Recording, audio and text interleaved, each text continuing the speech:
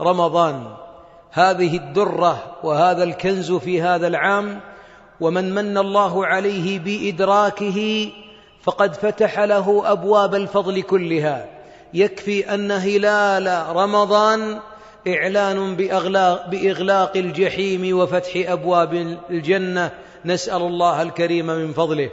ولي وإياكم مع رمضان وقرب رمضان ومع شعبان وقفات، ولن أطيل عليكم معاشر الأحبة. أول وقفة شهر شعبان هو نافلة بين يدي رمضان. من أحسن في شعبان العمل أحسن في رمضان لا محالة. أتدري لما يا عبد الله؟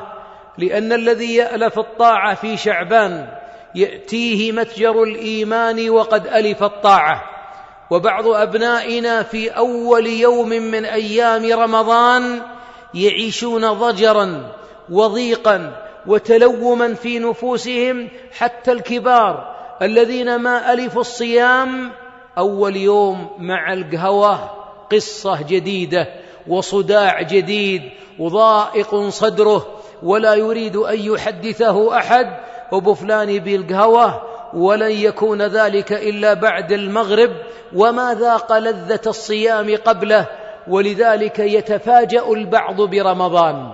شعبان كان الحبيب يتقرب فيه إلى الله حتى تألف النفوس الطاعة، وحتى إذا دخل رمضان إذا بالعبد قد ألف الطاعة.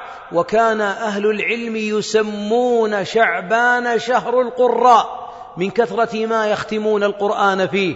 كان بعضهم يختم في كل 3 مرة. كان روي عن بعض السلف أيضا أنه في شعبان يغلقون الحوانيت، أي أنه يقول إلى رجب انتهى رجب، البيع والشراء إلى رجب.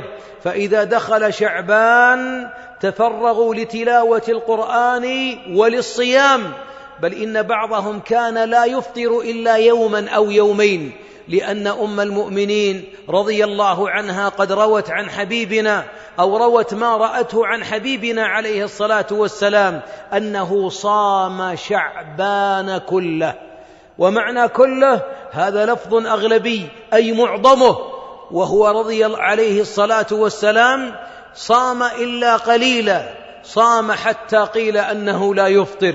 لماذا؟ وهو الذي قد غفر له ما تقدم من ذنبه، ليعلم الأمة أن شعبان شهر مبارك وسماه شهر الغفلة.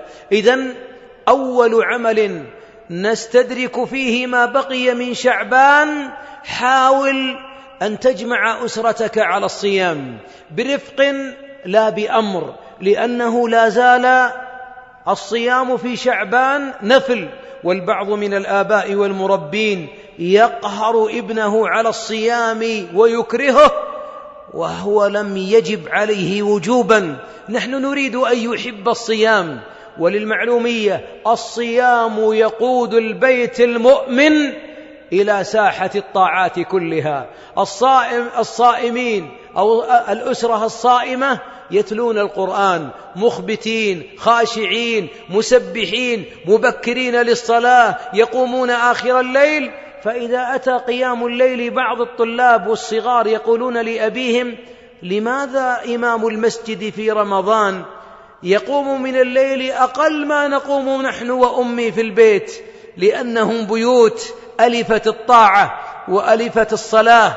والبعض من الأبناء لا يصلي إلا ركعة. أعود مسؤولية الأب لأبنائه أن يألفوا الطاعة في شهر شعبان. الوقفة التي بعدها هذا هو شهر رفع الأعمال. والمصيبة أن بعض الصائمين سيدخلون في رمضان القادم ورمضان الماضي ما رفع إلى الآن. ومن الذي منع رفع الأعمال؟